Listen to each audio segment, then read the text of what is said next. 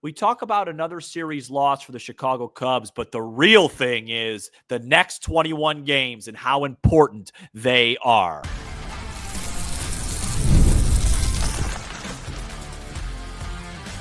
You are Locked On Cubs, your daily Chicago Cubs podcast, part of the Locked On Podcast Network, your team every day.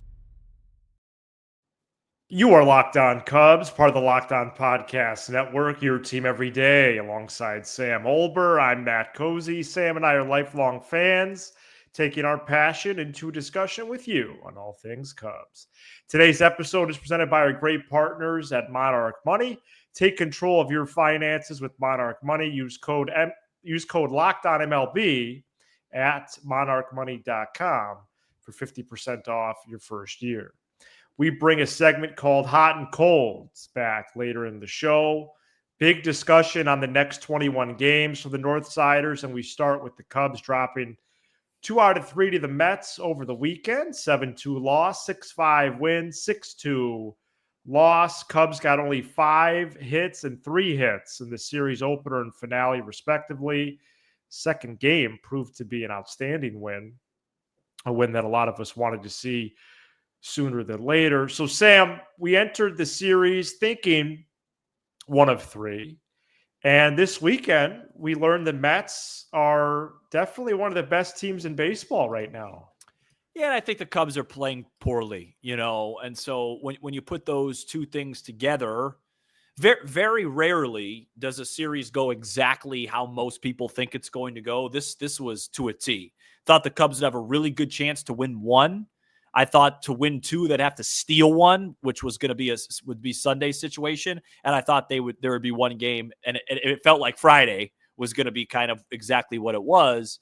And so, I'm not overly disappointed. My mind, and we actually talked about this off the air before Friday's episode. My mind's been on these 21 games now for a while. Once the Cubs dropped those 2 to San Francisco, I just felt like it was going to be a real uphill battle in New York, and I'm glad they got 1. And now, we're going to talk about how important it is to feast over the next few weeks. As far as this weekend goes, it's just kind of more of the same. Offensively, in the same way that I don't love bullpen ERA. I love, hey, how many games are you supposed to win that you took care of business and you won when it comes to the bullpen for the most part? And when it comes to offense, it's like, yeah, runs per game's great. But for me, how many times are you going out and you're giving your team a chance to win? And to me, that's scoring at least 3+ runs. They got shut out last Sunday. They scored 1 run on Wednesday. They scored 2 runs on Friday. They scored 2 runs on Sunday. So they are in a funk. I think it's fair to say now they are in a funk offensively. Maybe that's a bit harsh. Maybe it's just a downturn. But I mean, I'm looking at the lines in front of me now. Not having Ian Saturday and Sunday is not a small story. I mean, he's important to what they do because it forces guys like Justin Turner to play. I'll talk about him after you talk, and John Birdie, who I have to really speak on. But Seiya Suzuki's down to 243. Kyle Tucker is in the 260s now, 269, and I almost think that that's not a bad thing. It just shows you that, right now you're having a little regression period. And because of that, you're going to lose some games. The good news is there's track records, especially with Kyle Tucker, that say he's going to heat up again right now. But I think for me, outside of the Horton debut, which was good, it was fine. A bad night for Tyone, a really good day for Boyd. But overall, this weekend was just more about the offense and just, they need to get going. They need to get going. Yeah, the offense is definitely slowing down. We asked that question our 4th episode last week, and I thought it was justified at the time. And now, after a few more games, we definitely have more evidence to say that. And really, you can eliminate the question mark and just put a period there and, change up some other parts of the sentence as well. It is slowing down. I think Ian Happ, being day-to-day with an oblique injury, when the clubhouse opens at 3 or 3:30 Central on Monday, that's going to be very interesting to me because if he can't I can see them holding him out a third day. But after that, they're going to have to make a decision going into that Tuesday game against the Marlins. Yeah, for sure. Should be Ballesteros if it's any more than 3 days. Yeah, I think Monday nights, or I guess going into Tuesday would be the cutoff then, based on missing a series worth of games if he does miss Monday. So that's something to keep an eye on. But this series really did go how I expected. And I have to say, I savored it on Saturday. Yep. Tyone gives me a lot of concern, a lot of pause moving forward. If you evaluate the rotation moving forward, I'm not thrilled. That's even despite some excitement with Cade Horton on Saturday, and shout out to Miguel Amaya, who was pretty good catching him and had that clutch 2-run single to make it 6-3, which was huge after Merriweather got into some turbulence of his own. But yeah, I think the Cubs have slowed down. Of course, they have an opportunity coming up to pick it up against inferior competition, which, as you pointed out, after the 2 Japan games, when we foreshadowed this day, which has arrived now at the 25% mark of the season, which is crazy to think. Sickening. The Cubs haven't done well against these types of teams. So, especially the division. Measuring stick, these 41. Yep. To be where you're at, I feel good. Were there pluses this weekend? Sure. PCA having 10 homers, 20% of the way through. Yeah, he needs to cut his strikeout rate and figure out some things, though. Yeah. But and so there's things happening here. And the offense we knew was not going to stay where it's at. But at the same time, do I need to get my notebook out and start tracking when they score 3 or less runs or 2 or less? Because not yet.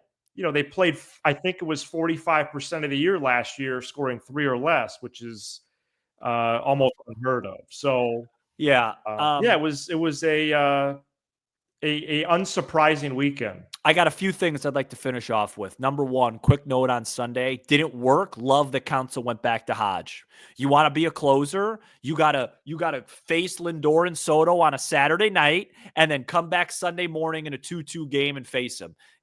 That's another sign to Jed Hoyer. Maybe he's not ready for that. Maybe it was just a bad day, but that was not a Council issue to me at all. I appreciated that he went for that game. That was the spot. You wanted your best arm. It didn't work out. Matt, I really liked the Justin Turner signing when it happened, and I really liked the John Birdie acquisition when it happened. I still think John Birdie is an asset off the bench. He's being asked to play more than he should, but the job that he has done the last couple of weeks has been unacceptable. His at-bats have been bad in situations like today with 2 on, nobody out. All he's supposed to do is just the expected. Veteran guy, move a guy over, put the ball in play, make the routine plays. He's not doing any of that. And I know Nicky Lopez isn't the second coming of Mike Schmidt, but I don't understand why he's not earned more opportunities. Secondly, if Ian Happ isn't ready, nothing to do with Happ, nothing to do with Seiya. Because of Justin Turner, I need to see a roster move. I cannot watch him DH anymore. It has been ridiculous. Wow. He is batting 155. He's yet to record an extra base hit. You add Ryan Presley to the mix with Turner and Birdie, that's $15 million of guys right now that are unplayable on your roster. And that hurts. Jed's done a lot of really good things, but those things hurt. And Matt, to close it out, you don't pay a lot of attention to those things when you're scoring a bunch of runs. But when the offense starts to cool down, that's where the margins start to happen. That's where you got to be sharp on those things when you have to win a couple 3-2, 4-3s. And with the way those guys are playing, not good enough. All right, coming up next, we take a look at the next 21 games. We're at the 25% mark of the year, quarter way through. What does the next 21 bring? How can the Cubs take advantage of that? And also previewing the next 3, Cubs and Marlins. Stay tuned. This episode is brought to you by Monarch Money. Ever check your bank account and wonder, where did all my money go? Between dining out, online shopping, and entertainment, it's easy to lose track. That's where Monarch Money comes in, your personal CFO giving you full visibility and control over your finances. Monarch Money isn't just a budgeting app. It's a complete financial command center. You can track all your accounts, investments, and spending in one place so you stop just managing your money and start building wealth. I am so proud of myself. Ever since using Monarch Money, I've cut my delivery, my food delivery, my online food services. I've cut them almost to the point where I'm not using them. I still slip up like I did Saturday once a week, but I realized just how bad it was, and I don't think it's got to have been one or two times in the last month. Instead of juggling multiple apps, you could use Monarch to check your finances, track spending, and even plan long-term goals. So take control of your finances with Monarch Money. Use code LOCKEDONMLB at monarchmoney.com for 50% off your first year. That's monarchmoney.com, code LOCKEDONMLB for half off your first year. The Cubs are 23-18 through 41 games, and they were the most difficult first 41 in baseball by quite a wide margin as well. They do have the easiest schedule remaining out of any team, not just the next few weeks, but of all season, at least as of right now. Monday does begin a 21-game stretch against the Marlins, White Sox, Marlins again, Reds, Rockies, Reds again, and Nationals. They also have 4 off days during this period. All right, Sam, how are you looking at this? What do the Cubs have to do? And really, it's a time to stack wins. Matt, I think for the most part, you tell me if I'm wrong. I think for the most part, compared to the last couple years after losses, I've been calmer. Is that fair? Yeah. I mean, you say that hesitantly, but I think I have. I haven't had a lot of rants. Yeah, definitely calmer. I wonder about the overall mindset change, but game to game, it's definitely been calmer. Well, it's about to change. Okay. My tone is about to change, and I'm going to tell you why. Okay. First of all, it must be acknowledged that the Cubs have a massive check plus next to their name for what they accomplished through the first 41 games of the season. Absolutely. It's now done. They did their job. And in theory, the easier, the season goes in waves. This next wave is easier. But one of the reasons why the Cubs are large favorites on FanDuel to win the division, one of the reasons that I have been a little bit calmer after losses is because they're playing really good teams and they've done a good job. If you come out and start losing, let's say they lose 2 out of 3 to Miami at home, it's not that you just lose 2 out of 3. Then one of the series that you went in LA and won, that's canceled out now. Do you know what I mean? All that good work. The reason why that's such good work is you've now set yourself up to feast. So don't play with your food. Take care of business, okay? Good teams, even average teams like the Cardinals, beat bad teams. I'm not saying you have to win all of the games. That's not realistic. But over this next 21, I don't care how the Cubs are playing. If they're going to prove to me that they are different from last year, if they're going to prove to the rest of the league that they're legit, it's just as important that they have a big 21 games as it was that they survive the first 41. So I have the schedule, Matt. Do you want to break it down first? And then I could tell you what I think needs to be done and what my goals are. Yeah, let's hear it. Okay. So the Cubs go home Miami, home White Sox, at Miami, at Cincy, home Colorado, at Washington for their next 21 games, their next 7 series. Okay. And you, Matt, I want you to tell me if any of these projections I'm being unrealistic, okay? The number that I am shooting for is 14-7. 15-6 is the goal. 14, to use a golf analogy, would be the par. 15 birdie, 14 par. I'd be disappointed in anything less. And I know we're trying not to do that, but I think against these, I think against these teams, it's safe to do that with the way the Cubs are playing right now. Okay, it's they don't need to play great to do that. So let's break down the series. Okay, I'm going to jumble up Miami and the White Sox into 2. 4-2 would be the minimum. But in order to get to this 15-6 clip, I think they need to win 5 out of 6. They have to sweep one of them. I don't think that's a big ask. But 4-2, I'm not gonna quibble about. Okay. Mm-hmm. I'm never going to expect a team to go into another team's building and sweep. It's just very difficult to do. So I'm going to say 2 out of 3 in Miami. So that takes us right now to 7-2 through 9 games. You ready for this, Matt? Mm-hmm. I have them losing a series in Cincinnati. I don't think I'm being over. Cincinnati's not a bad team. We haven't played that well. That takes you to 8-4. You have to sweep Colorado at home. They're historically one of the worst teams we've ever seen in baseball. They just fired their manager. They lose almost every other game by 20 runs.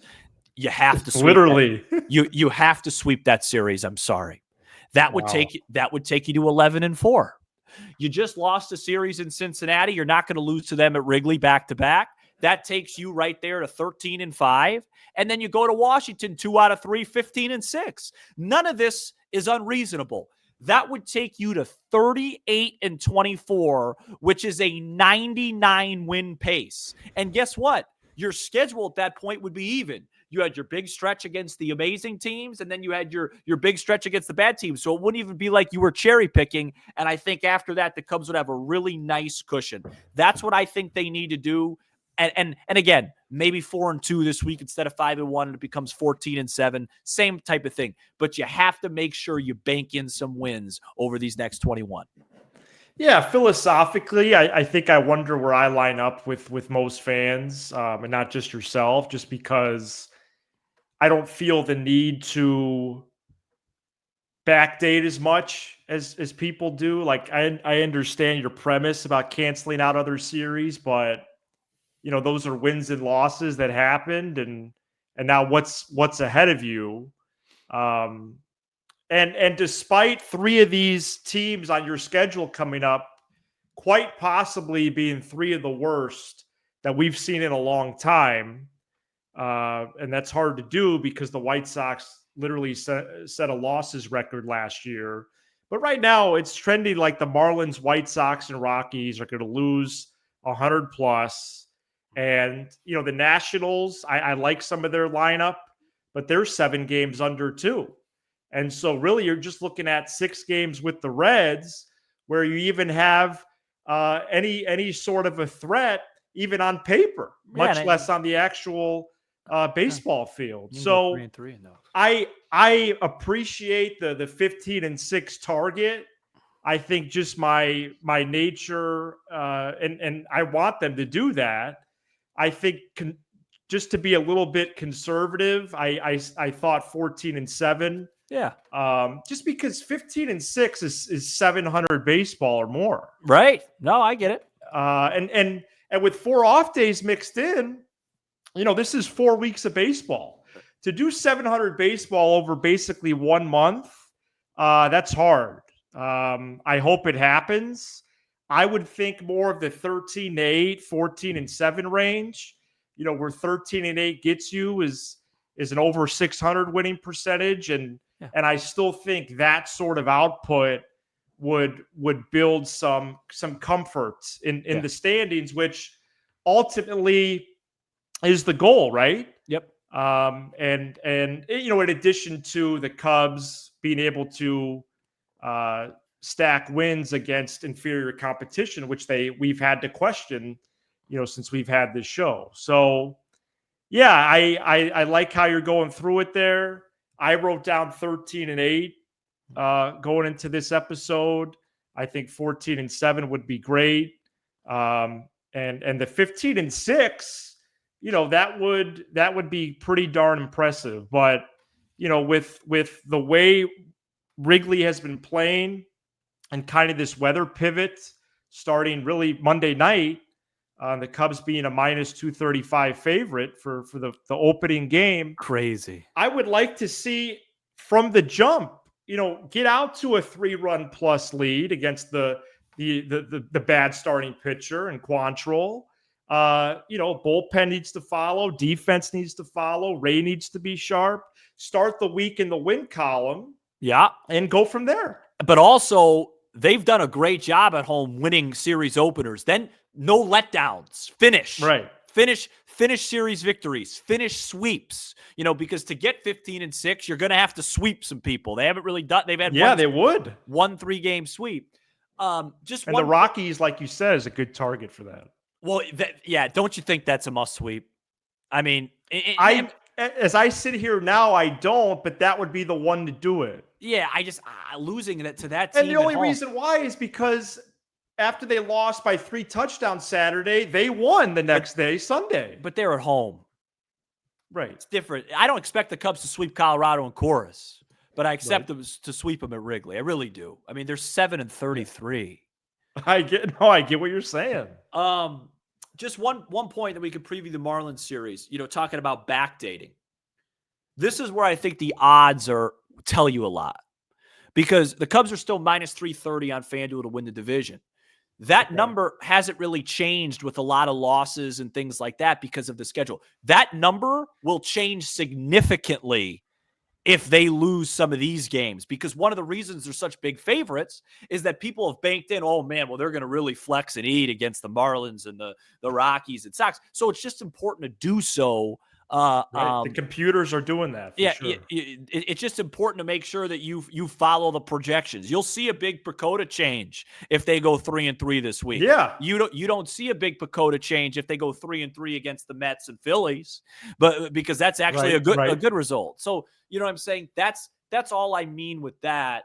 But look, as you've said, then there'll be another wave and whatever. And the other part that you mentioned is it's also really important with what the other teams do. St. Louis winning 8 games in a row, albeit against bad competition, that's a serious win streak. It's serious. That's a long time. So I will, if you were to tell me right now the Cubs would have 1 8-game win streak this year, I'd be pretty excited. That's hard to do. Cardinals are 1 game back of the Cubs, who have been in first place in the Central since the 10th game on April 4th. It's going to be very interesting to see how St. Louis does this week too. Cubs play 2 bad teams, and the Cardinals now actually get a chance. They go to Philly and Kansas City. But anyways, I digress. Let's get into hot and cold next. This episode is brought to you by Wonderful Pistachios. Looking for a snack that's both delicious and nutritious? Crack into a good source of protein with Wonderful Pistachios. Wonderful Pistachios is one of the highest protein nuts. Each 1-ounce serving has 6 grams of protein, giving you over 10% of your daily value. Plus, they're packed with fiber and better-for-you unsaturated fats to help keep you feeling fuller longer. Personally, I love the no-shells variety.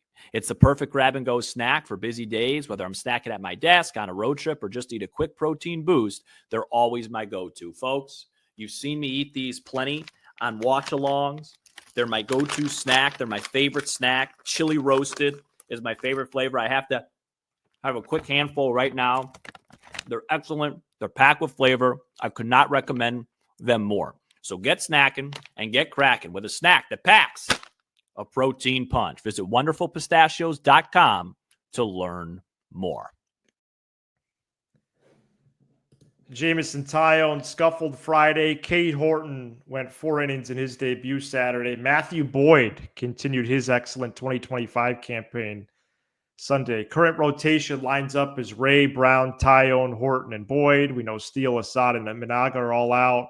Flexen in the pen, Wicks at AAA. So as we lead off this segment here, Sam, I wanted to ask, especially given the competition, the next 4 weeks and trying to win games when the starting pitcher really brings out a favorable matchup. Mm-hmm. Just this starter group here. Mm-hmm. I wanted to ask, with the 2.78 ERA plus 45 punch-outs, 13 walks, and 45 innings, is Boyd the best starting pitcher on this team? Yeah, by a wide margin. By a wide margin, right? Yeah, so far it's And they're gonna have to start winning games he pitches like they did in Minaga last year, don't you think? Yeah, I think so. I mean, and by the way, I think he's pitched better. I think he's been the best pitcher, even if Minaga were pitching. I think he's pitched better than Minaga has. Yeah, and he really battled today. I mean, his only bugaboo is just the 3rd time. But when the Cubs start playing more important games and they're healthier, and even if you want to, sneakily look ahead, if things go great and you get to October, Counsell will just take him out. He'll throw 4 or 5 shutout innings or 1 earned run, and then they'll go to somebody else. You know what I mean? So Right. he's been awesome. He's been their best guy, and I find it interesting with the Cubs pitching struggles, and now they're regressing hitting, they're injuring. This is why Memorial Day is considered the first checkpoint, right? You see all these things that are happening before Memorial Day. That's why I'm so excited for the next few weeks, because this is going to be such a great teller on, hey, was that Cubs April a mirage? Or, all right, yeah, they might not be playing that great right now, and we have to accept that, but they still should be good enough with Ray, Boyd, the guys you mentioned, to win enough games against bad teams. That's why people don't do anything after the first month of the season, Mm-hmm. Yeah, because that will be the 55-ish game mark. Yeah. And you can definitely start to draw conclusions at that point. I would venture to say you could begin to a little now, but certainly by that 55, 60 game mark, it's after this all out in the open. After this 21 game stretch, I believe the Cubs, if they went 50-6, they'd be 38-24. So that's 6. They'd have 62 games under their belt. That's the COVID season. Yeah, no, that's a lot. That's a lot of games. Dansby Swanson hitting at a 415 clip his last 12 games. And then I have these really amazing, I could list by the way. More than this group. But this is just the last 7 days, Sam. Tucker 3 for 23, Wow. Seiya 3 of 27, Happ 1 for 13, Birdie 1 for 12, Turner 1 for 10. A lot of guys with 2 hits, 3 hits. What does this date back to again? Sorry. What? Where does this start from? Just the whole week? Just the last week. Man, Tucker, I didn't even realize 3 for 23. Wow. That makes sense. Yeah, I mean, first of all, shout out to Dansby. Big hits was a huge reason they won Saturday night. Yeah. Awesome stuff from him.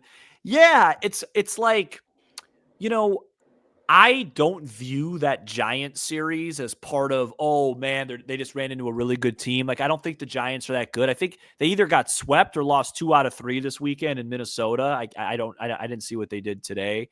They got swept. They got swept this weekend. Yeah, the Twins are on a roll. They got swept this weekend in Minnesota. So it's not like, sometimes you lose to the Giants. You know what I mean? Like, come on.